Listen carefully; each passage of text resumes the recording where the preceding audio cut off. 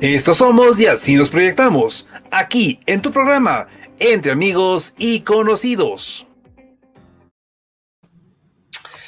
Bien, quiero dar la bienvenida a Pablo Rosero. Como ustedes saben, él es un amigo de la casa, él es coordinador técnico del Centro Cultural Biblioteca Ecuatoriana Aurelio Espinosa Poli.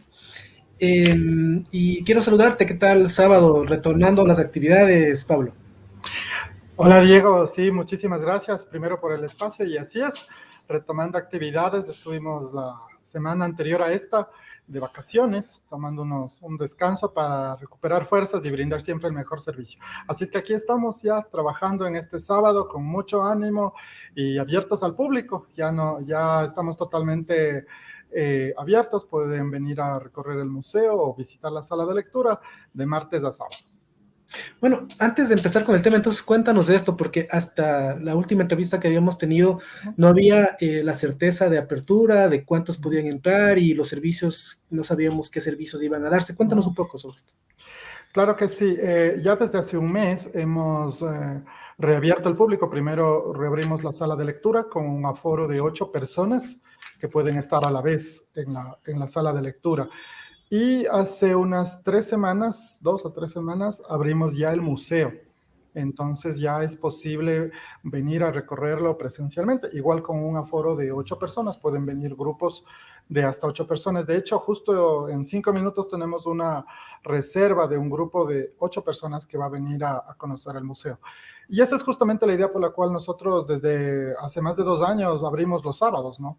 El sábado siempre es un día para la familia pues más factible de ir a conocer el museo. Entonces, nada, la invitación desde aquí para que vengan, nos visiten. Estamos ubicados en Cotocollao. Pueden venir de martes a sábado, en caso de la sala de lectura, de 8 de la mañana a 1 de la tarde y de 2 a 5. Y en el caso del museo, de 9 de la mañana a 1 de la tarde y de 2 a 5. ¿Requieren reserva previa para poder hacer estos recorridos, Pablo? En el caso del museo tenemos un formulario en nuestra página web, en el banner principal de la página web, un formulario de reserva que lo pueden utilizar, pero si alguien viene sin previa reserva no hay ningún problema, se lo atiende. Lo que sí es necesario traer es la cédula y también el carnet que acredite las 2 dosis de la vacuna, pues para la seguridad de todos nosotros. No hay que Aún así, descuidarse. claro, aún así se sigue utilizando la mascarilla, o sea, ese tipo de se me medidas. olvidaba. Sí, justamente se me olvidaba. El uso de mascarilla es obligatorio durante la permanencia dentro de nuestras instalaciones y pues aquí tenemos también alcohol, al inicio hay un proceso de desinfección, entonces todas las medidas de bioseguridad están garantizadas. Recuérdanos algunos de los servicios que tiene el Centro Cultural para que la gente pueda saber apuntarse a uno de ellos. Claro. Bueno, tenemos la sala de lectura donde puedes consultar nuestro fondo bibliográfico que comprende más de 500,000 de libros. Eso incluye también la hemeroteca. Gran parte, como hemos conversado en otras ocasiones, de nuestros fondos están digitalizados. Entonces, en la página web tú puedes consultar lo que tenemos digitalizado. Hay un listado de nuestra colección de DVDs, de todo lo que está digitalizado. Y puedes escribir al correo info@beaep.es con tu pedido. Ese es uno de los servicios. Igual, si vienes acá presencialmente, pues nuestro personal está capacitado para que te asesore en tu búsqueda y también en la adquisición de material digitalizado. Eso en cuanto a sala de lectura y archivo. También tenemos nosotros los recorridos por el museo, que es un recorrido por la historia del arte ecuatoriano desde la época precolonial hasta la primera mitad del siglo XX. Y además de esto también tenemos el herbario, el herbario Luis Odiro, que fue una colección que la inició el padre Luis Odiro, que esto está abierto para investigadores. Eso sí se necesita hacer vía correo electrónico o una reserva, es más para el ámbito científico. Pero para los visitantes tenemos dentro del recorrido del museo habilitada nuestra sala de ciencias naturales, donde es posible conocer una muestra de este herbario del padre Sodiro. Y para nuestros amigos de Riobamba, del Chimborazo, tenemos incluso un fragmento de un hueso de un mastodonte hallado en el Chimborazo, imagínate. Entonces también esto es posible verlo en la sala de ciencias naturales. Entonces más o menos ahí un breve resumen de los servicios y de las cosas que se pueden ver aquí Centro Cultural Aurelio Espinosa Polito. Bueno, esta es una gran noticia para todas aquellas personas que están interesados en el tema de revisar, de investigar, de conocer también de primera mano a través de estas fuentes tan importantes. Así que excelente noticia, gracias por hacernos conocer. Y vamos al tema, porque, claro, quisiera empezar a hablar acerca de los hechos como tal. ¿Qué pasó ese 12 de octubre de 1492? Los análisis vendrán después, en el sentido de que para algunos, pues antes era el descubrimiento de América, esa visión también ya se ha superado.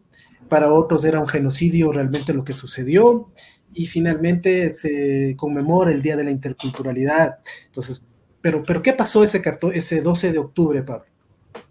Bueno, 12 de octubre de 1492, Cristóbal Colón llega a una isla llamada Guananí, en las Bahamas. No se sabe bien dónde está esa isla actualmente. Algunos dicen que es la isla Watling, pero no hay evidencia certera que nos diga que ahí fue el lugar del arribo de Colón. En todo caso, llegó pues a esta zona del Caribe, a las Bahamas, para ser más exacto. Y pues con ello quedaba descubierto el continente americano, que Colón, por cierto, no es que él pensó llegar a un nuevo continente. Él lo que buscaba realmente era una ruta más cercana, o al menos más expedita, hacia las Indias, hacia el continente asiático, para que nos entendamos. Porque la ruta principal, es decir, desde Europa, bordeando África, doblando el Cabo de Buena Esperanza, llegar a la India y luego a toda la zona del Océano Índico, esa ruta estaba controlada por Portugal. Entonces, pues el comercio de las especias era muy apetecido en aquella época. Especias como el clavo de olor, que hoy en día lo consigues en pocos centavos. En esa época era más caro que el oro, imagínate, o la canela también, ¿no? Entonces, o también la nuez moscada, eran sustancias muy, muy apetecidas en el mundo europeo. Entonces, el proyecto de Colón era eso, ¿no? Establecer esta ruta, porque él decía, asumiendo que la Tierra es redonda, podemos nosotros navegar hacia el occidente y llegar a este lugar, a estas famosas Indias o estas islas de las especias. Sin embargo, lo que no sabía es de que en medio estaba el continente, luego llamado el continente americano, ¿no? Entonces, eso fue. Ahora, en cuanto al término descubrimiento, yo soy un poco crítico de estas nuevas corrientes que dicen, no fue un descubrimiento, América ya existía. Claro que América ya existía, pero por ejemplo, si tú tú te vas a otra ciudad y tú encuentras una librería que no conocías y vas y luego cuentas y dices, ¿saben que descubrí esto? Claro, pues no es que tú eres el primero, ni tú eres el que ha inventado aquello, sino que tú descubres para otros. Entonces, en este caso, América queda descubierta para el mundo europeo o para el mundo occidental de aquella época, ¿no? Entonces, eso fue lo que aconteció. Colón realiza 5 viajes, ¿no? En los cuales él va descubriendo toda esta zona del Caribe, llega a Cuba, llega también a la isla la Española, que es la que abarca hoy en día los países de Haití y de República Dominicana. Incluso llega a bordear las costas de Venezuela. Y hay una cosa interesante. En el primer viaje, Colón realiza un diario de su viaje. Y deslumbrado por las cosas que él encontraba, en un momento él dice, he llegado al paraíso terrenal. Él lo que creía haber llegado era, porque los mapas a veces no le coincidían, a veces él decía, he llegado a Zipango, a Catay, que eran los nombres antiguos para describir a Japón, a la China, pero después había cosas que no cuadraban. Entonces él dice, he llegado al paraíso terrenal. Entonces él pensaban que el paraíso descrito en la Biblia es un lugar físico, ¿no? Entonces, pero eso era una muestra realmente de lo impactante, pues, que debió ser también para los europeos descubrir este nuevo mundo, como se le llamó entonces. Y bueno, Colón murió sin saber. Justo nos apuntan Carmen Vallejo, ¿no? Precisamente no sabía sin saber que él llegó a una nueva. Él decía, he llegado a las Indias, pero ya después, hacia el año 1500, ya los europeos se van dando cuenta de que no se trataba realmente de las Indias, sino era un mundo nuevo el que habían llegado. Aquí en el Centro Cultural, en la sala de cartografía del museo, tenemos un mapa, bueno, en realidad es un facsímil, no es un original, es un facsímil de la carta hecha por Juan de la Cosa en el año 1500. ¿No? Juan de la Cosa era un cartógrafo también que, junto con estos exploradores, porque luego de Colón vinieron otros exploradores más a este nuevo mundo que se había descubierto, y él realiza un mapa, y ahí es impresionante cómo puedes ver tú, primero cómo estaba descrita Europa, África también, el mundo asiático también todavía era un enigma, ves pocas cosas, y se abre el continente americano. La forma que tiene en ese mapa de Juan de la Cosa es como si tú cogieras y lo encogieras un poco, lo hicieras así al continente americano. Entonces, eso es algo muy, muy bonito de ver cuando nuestros amigos nos visiten y recorran el Museo del Centro Cultural. Ya tenemos otra parte de esta checklist que tenemos que hacer ahí en el museo. ¿Qué opinas de la figura de Colón? Porque yo me acuerdo hace unos 20 años, inclusive, cuando se conmemoraba un evento importante de este evento, el descubrimiento, digámoslo así, se hizo una película sobre Colón, se resaltaba, pero al pasar de los años, inclusive monumentos de Colón han sido derribados, o sea, se ha visto como el villano de la historia. A ver, yo creo que eso tiene su origen en una concepción equivocada de la historia, que pretende exigir a los personajes históricos pensamientos que son vigentes en la actualidad. Es decir, hoy en día, claro, yo también coincido que lo que sucedió en la conquista, que hubo, por supuesto, fue un encuentro brutal, dramático, lleno de violencia. No hay que olvidar que la llegada de los europeos, por ejemplo, en la zona del Caribe, significó prácticamente el exterminio y la desaparición de los pueblos que ahí habitaban, sin ir más lejos de los taínos, por ejemplo. No quedó casi nada. Tan es así que luego un encomendero, acuérdate de esta figura de la encomienda, ¿no? Por la cual el rey de España a los conquistadores les reconocía en premio a sus servicios, porque hay que recordar algo bien importante, aquí un paréntesis, la conquista española no era precisamente una empresa impulsada desde la corona, eran empresas privadas, con capitales privados, ¿no? Que luego la corona reconocía un poco, por eso es que en las cartas tú ves, ¿no? En servicio de su majestad Colón también, ¿no? Al servicio de la corona de Castilla, toma posesión, pero eran capitales privados, ¿no? Los que vivieron. Por ejemplo, Pizarro, que fue el que llegó a lo que hoy es Perú, Ecuador, Perú.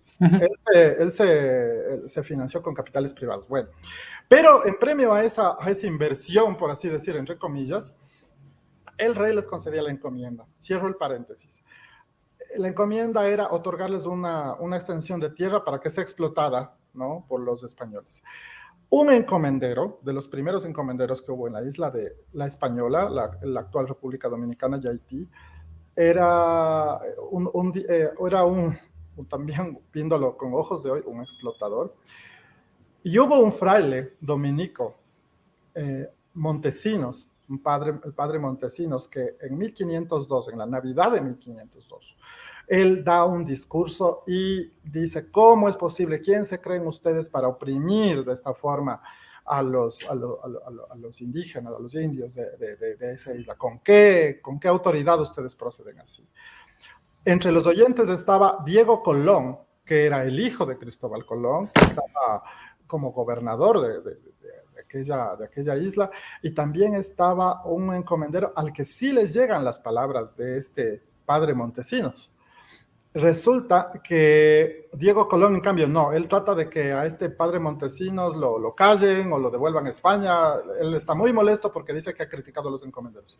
Pero uno de los encomenderos que escuchaba este sermón, en cambio, se conmueve y comienza un proceso de cambio. ¿Sabes de quién hablo? Hablo nada menos que de Bartolomé de las Casas. De las Casas. ¿No? Que luego se convierte de ser encomendero, imagínate, de ser uno de los opresores, se convierte en uno de los defensores de los indígenas. Pero claro, son personajes también de su tiempo, entonces no les puedes pedir pues la noción de derechos que hoy en día tenemos. Entonces, por ejemplo, un gran error de Bartolomé de las Casas es que él dice, sí, hay que proteger a los indígenas del exterminio que están haciendo los españoles, y para protegerlos, solución, traigamos esclavos de África. Imagínate la solución. Pero era algo acorde a la época. O sea, yo siempre digo, para nosotros analizar los hechos históricos, tenemos que intentar situarnos cómo pensaba pues, una persona de los albores del siglo, de los finales del siglo XV y de los albores del XVI. Pues, ¿cómo se pensaba? No había la noción, por ejemplo, de democracia. O sea, chuta, ha pasado 500 años, entonces algo de agua ha corrido bajo el puente, ¿no? Entonces, nosotros hoy en día tenemos otra forma de pensar y a mi modo de ver es incorrecto estos análisis un tanto sesgados, violentos. Ahora, lo que sí es necesario es también reconciliar, que yo no soy parte, no, yo pienso que no se saca nada destruyendo monumentos, pero sí es necesario resignificar, debatir todo lo que haga falta con altura, con argumentos, no de forma visceral, sino con argumentos y siempre tratando de aportar al debate y no de poner o de aumentar la división o las visiones sesgadas de la historia. Vamos a volver luego con este tema del análisis, pero me gustaría, para no dejarlo pasar, como toda la historia siempre está llena de mitos, ¿cuál es la relación? ¿Por qué consigue de la reina Colón esta autorización, si se le puede llamar así, para hacer estas expediciones? ¿Qué hay de por medio? Bueno, recordemos que primero Colón va a algunas cortes europeas a ofrecer su proyecto. También fue a ofrecer sus servicios al rey de Portugal. Portugal en aquellos momentos era la potencia marítima por excelencia, ¿no? Pero en la corte portuguesa se desecha el proyecto de Colón y entonces él finalmente recurre a los reyes católicos. Ahora, los reyes católicos estaban en una situación muy comprometida en ese momento, muy difícil. Ellos estaban en un proceso de unificación de los reinos. Recuerda, Isabel la católica, que pasó a la historia, era la reina de Castilla. España como tal, no existía España como la entendemos hoy. Se casa con Fernando de Aragón, es decir, el otro reino que estaba ahí en la península española.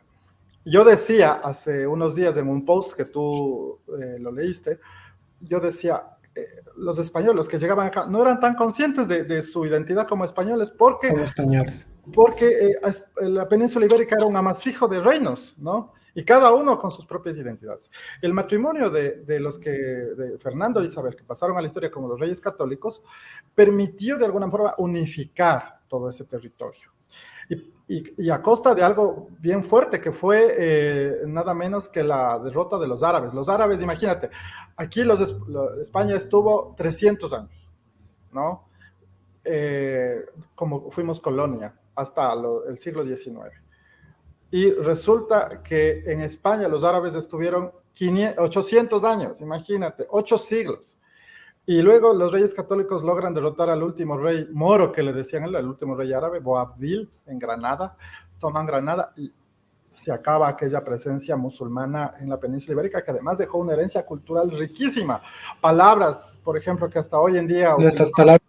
Solamente por mencionar dos, almohada, algodón, son palabras que vienen del árabe, ¿me entiendes? Entonces, no sé, digo yo, en España, ¿será que van a botar la estatua de Boabdil o de cualquiera de los árabes que estuvieron ahí? Nos dejaron el álgebra, los árabes. El álgebra que tantos a veces dolores de cabeza nos cuesta en el colegio o en la universidad, imagínate, es una herencia árabe. La historia humana es una historia diversa, compleja, deslumbrante, maravillosa, porque esa es la naturaleza humana. Entonces no se saca nada con posiciones sectarias que lo único que contribuyen es a fomentar el resentimiento, la desunión y que no tengamos un proyecto común de sociedad. Volviendo al... ¿Estás de acuerdo con estas revisiones de las conmemoraciones? Era el Día de la Raza, ahora es el Día de la Interculturalidad, se hablaba del Día de los Encuentros de los Pueblos, etcétera, etcétera. Como que a medida que pasa el tiempo vamos tratando de cambiar los hechos o los antecedentes y verlos y acomodarnos un poco a esos tiempos, ¿no?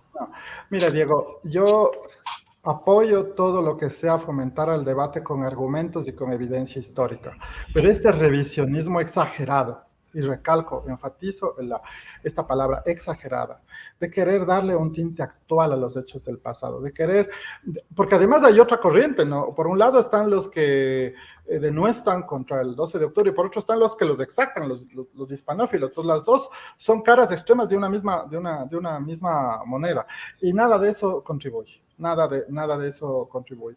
Yo creo que la historia es la que es necesario investigar, profundizar, debatir, por supuesto que sí, y en eso debe haber total apertura, pero definitivamente a veces esto de la idea de la interculturalidad es algo que nace en el 2011 y es una propuesta del correísmo. Entonces, no creo que aquello sea tan apropiado. Ahora, ojo, todo la parte de interculturalidades como país, ahora ya te hablo desde la visión nuestra ecuatoriana, yo creo que es una gran tarea pendiente. Todavía no hemos profundizado en lo que significa una verdadera interculturalidad, una comunión. O sea, no se trata de que una cultura es superior a la otra, se trata de tratar de vivir en armonía, respetando lo diversos que somos, ¿no? Hay que tener respeto a esa diversidad.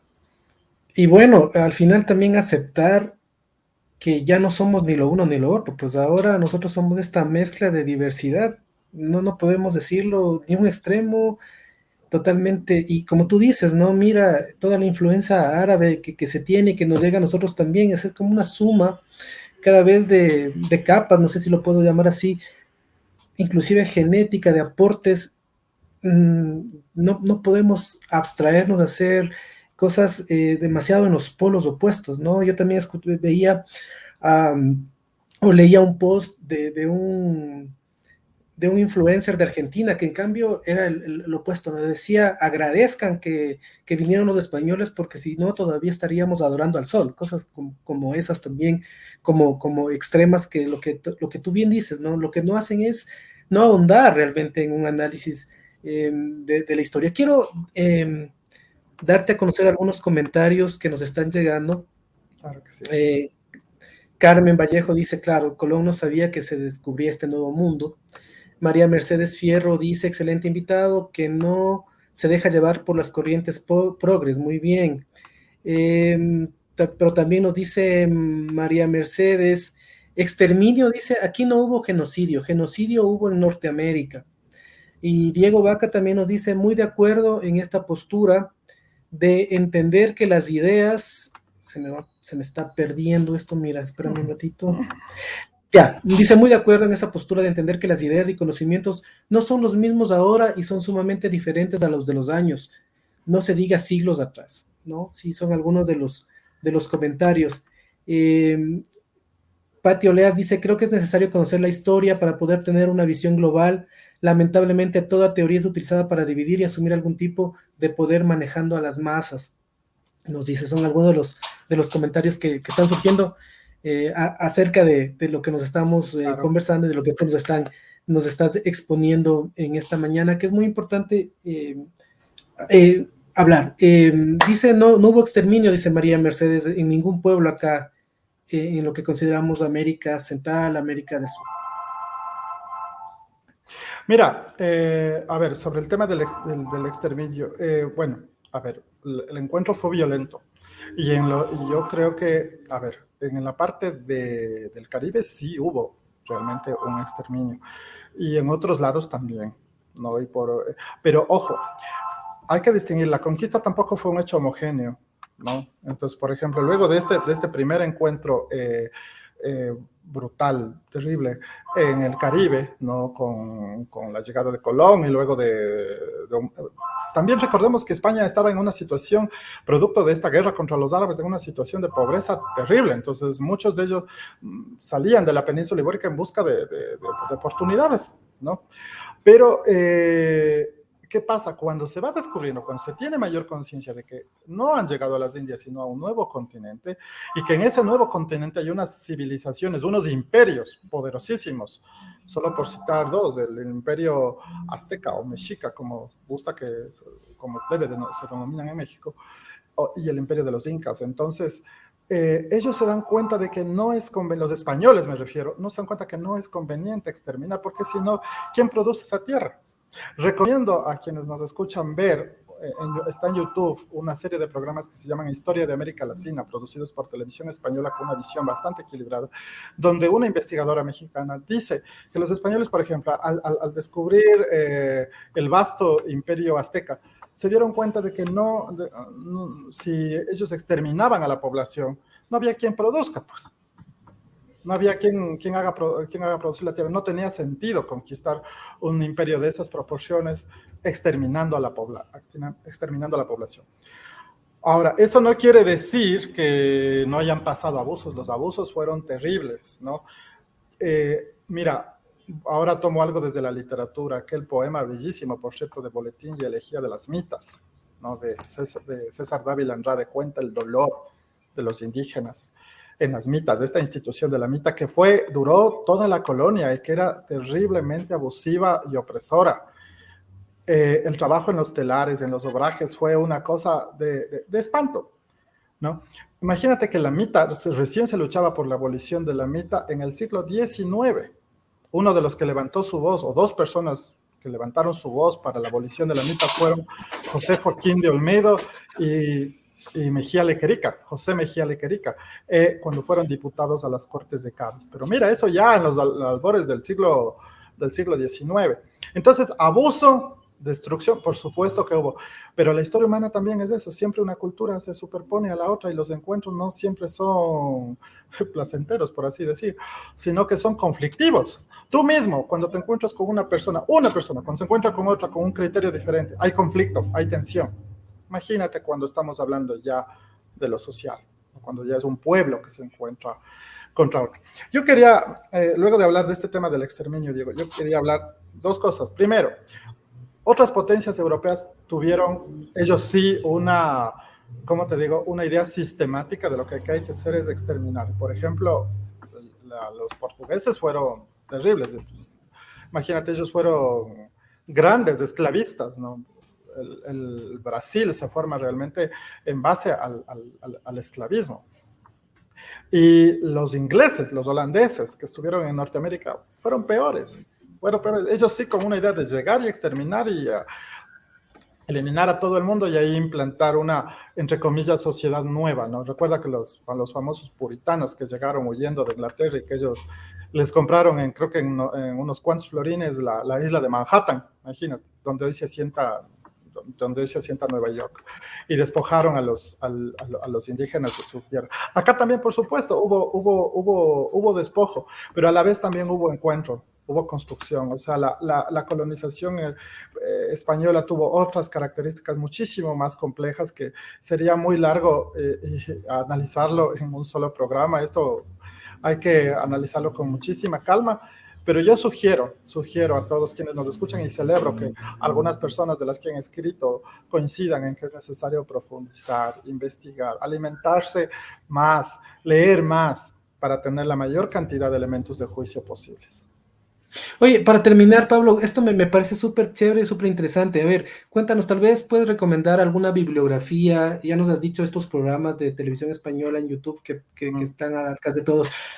Tal vez alguna bibliografía que nos recomiende leer para empezar un poco también a analizar desde la base histórica con antecedentes. Es un hecho, yo todavía recuerdo un testimonio muy desgarrador del padre Julio Gortaire, que decía pues que en Guamote todavía en 1960 la gente que era hacendada pues todavía tomaba a las mujeres indígenas, las violaba en fiestas y realmente al padre se le salían las lágrimas cuando contaba estos eventos en pleno siglo XX, ¿no? Entonces hay cosas que son muy dolorosas, que hay que revisarlas y que hay que, a la luz de todo lo que hemos vivido y de lo que ha pasado, tratar de seguir construyendo derechos humanos para todos, ¿no? Porque de hecho así debe ser. O sea, si hemos pasado tanta violencia, tanto dolor, esto tiene que servir para algo y es para construir este mundo mejor, aunque sea como muy utópico.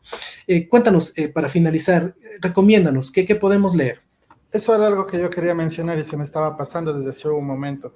Yo recomendaría una bellísima obra literaria, ¿no?, que nos entiende ayudar a ese ser complejo que es el mestizo, que salió del encuentro de estas dos culturas, y el mestizo ecuatoriano. Mira, aquí ocurrió algo muy terrible en el Ecuador. 70 años antes de la llegada de los españoles, aquí me refiero a lo que hoy es nuestro país, nos invadieron los incas, ¿ya? Y fue un contexto de guerra, de invasión. En Caranqui, por mi tierra, en Imbabura, mataron a no sé cuántos miles de caranquis, al punto de que la leyenda dice pues que la laguna de Yaguarcocha se tiñó de sangre, ¿no? ¿Será que nosotros vamos por eso a derrumbar un monumento a Huayna Cápac o a Tupac Yupanqui o al mismo Atahualpa? Atahualpa, por cierto, nació en Caranqui, ¿ya? Nació en Caranqui, es un orgullo de de nuestro país.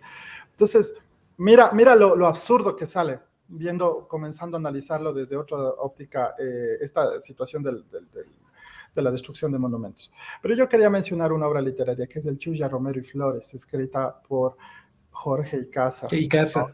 Mira, a mí me impactó cuando yo leí el Chuya Romero y Flores cuando yo tenía 16 años, ¿ya?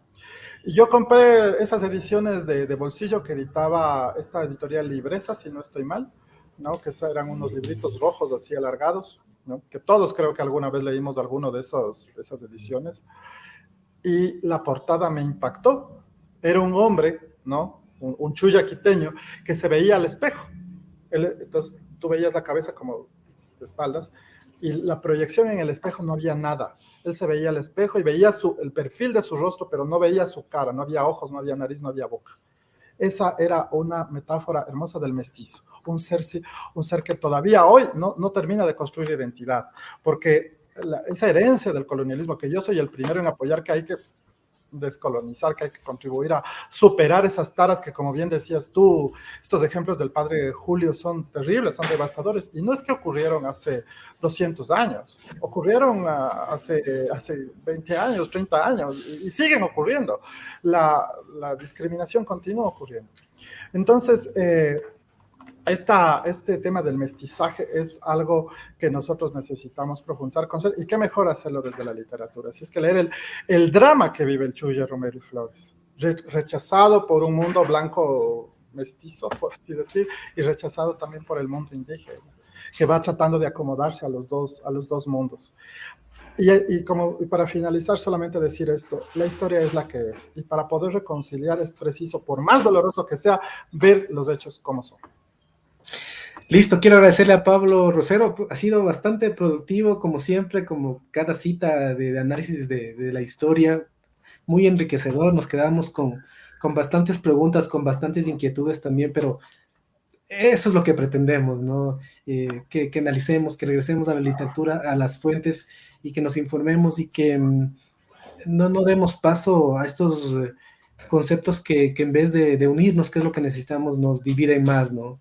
Hay que aceptar el dolor, hay que aceptar la alegría, lo que nos suma, lo que nos resta también, pero a vivir de hoy en adelante con ese peso. Gracias a Pablo Rosero, gracias por una cita más.